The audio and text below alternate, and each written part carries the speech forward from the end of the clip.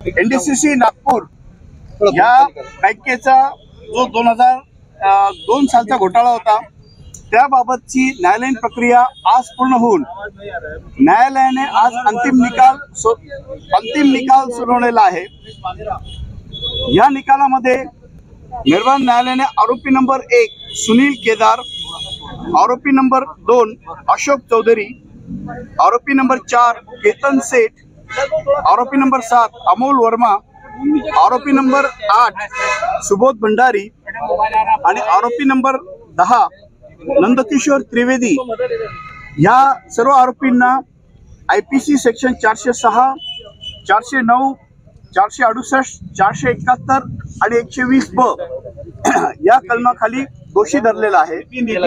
तसंच आरोपी नंबर 3 संजय अग्रवाल, आरोपी नंबर 5 महेंद्र अग्रवाल, आरोपी नंबर 6 श्रीप्रकाश पोद्दार, आरोपी नंबर 10 सुरेश कोसकर यांना सफिशियंट पुराव्या अभावी निर्दोष मुक्त केलेला आहे।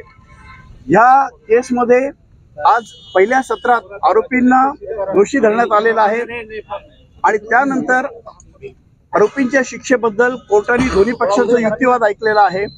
त्यात सरकार पक्षातर्फे असा युक्तिवाद करण्यात आलेला आहे की कायद्यामध्ये ज्या 3 थिअरीज आहे, डिटरन्स थिअरी, प्रिव्हेंटिव्ह थिअरी आणि रिफॉर्मेटिव्ह थिअरी यांचा उहापोह करण्यात आलेला आहे आणि हा सर्व जो पैसा आहे, हा जो ह्यूज पब्लिक मनी आहे, याच्यात शेतकरी आणि सामान्य माणसाचा पैसा हा बँकेत विश्वासाने जनतेने ठेवलेला होता, डिपॉझिटर्सने ठेवलेला होता।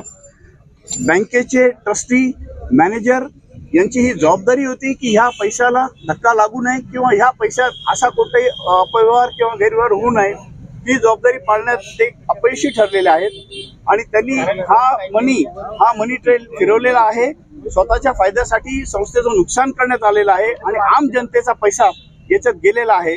त्यामुळे जास्तीत जास्त कठोर शासन या सर्व आरोपींना देवावं असा युक्तिवाद सरकार पक्षातर्फे करण्यात आलेला आहे। दुपारच्या सत्रात निर्भया कोर्टाने या कामी जो निकाल दिलेला आहे त्या निकालात काही महत्त्वाच्या बाबी ज्या कोर्टाने नोंदवलेल्या आहेत त्या अशा आहेत की हा अतिशय गंभीर स्वरूपाचा गुन्हा आहे। आरोपी नंबर 1 चेअरमन व आरोपी नंबर 2 हे मॅनेजर होते, यांची जबाबदारी होती की हा पब्लिक मनी सांभाळणे, त्याच्यात ते अयशस्वी ठरले आहे। यात इन्व्हेस्टर्स हे सामान्य माणूस व शेतकरी वर्ग आहे, त्यांचा पैसा हा जतन करण्यात ते अपयशी ठरलेले आहेत। क्रिमिनल ब्रीच ऑफ ट्रस्ट हा अतिशय गंभीर गुन्हा आहे। सर्वोच्च न्यायालयाने जसं सांगितलं आहे की व्हाईट कॉलर ऑफेन्स हा खूप सिरियस ऑफेन्स आहे आणि याची निर्गती करताना केअरफुली करावी, तो कोर्टाने व्ह्यू घेतलेला आहे। आणि ह्या कोर्टाने डायरेक्टर ऑफ द फर्म्स ज्यांनी हे पैसे ॲक्सेप्ट केले त्यांनाही इक्वली दोषी धरलेला आहे।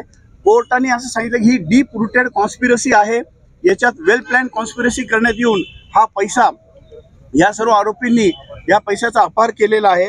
म्हणून कोर्टाने कलम 409 ह्या कलमाखाली ह्या सर्व आरोपींना 10 वर्षाची शिक्षा आणि प्रत्येकी 10 लाख रुपये दंड, 5 वर्षाची शिक्षा आणि प्रत्येकी 10 लाख रुपयाचा दंड, तसंच कलम 406 या खाली शिक्षा, कलम 468 खाली पुन्हा 5 वर्षाची शिक्षा आणि 2 लाख रुपये प्रत्येकी दंड, तसेच कलम 471 या खाली प्रत्येक आरोपीला 1 वर्षाची शिक्षा आणि 50,000 रुपयाचा दंड अशी शिक्षा ठोठावलेली आहे। ही एकूण जी दंडाची रक्कम प्रत्येक आरोपीची 12,50,000 रुपये होते, म्हणजे 62.5 लाख रुपयाचा दंड ठोठावलेला आहे। निर्भया कोर्टाने याच्यात असाही आदेश पारित केला आहे की दंडाच्या रकमेपैकी 50% रक्कम ही शासनाकडे जमा करावी आणि उर्वरित 50% रक्कम ही NDCC बँकेला कॉम्पेन्सेशन म्हणून देण्यात यावी, असा निकाल झालेला आहे। निकालाच्या कॉपीज काही वेळात प्राप्त होतील।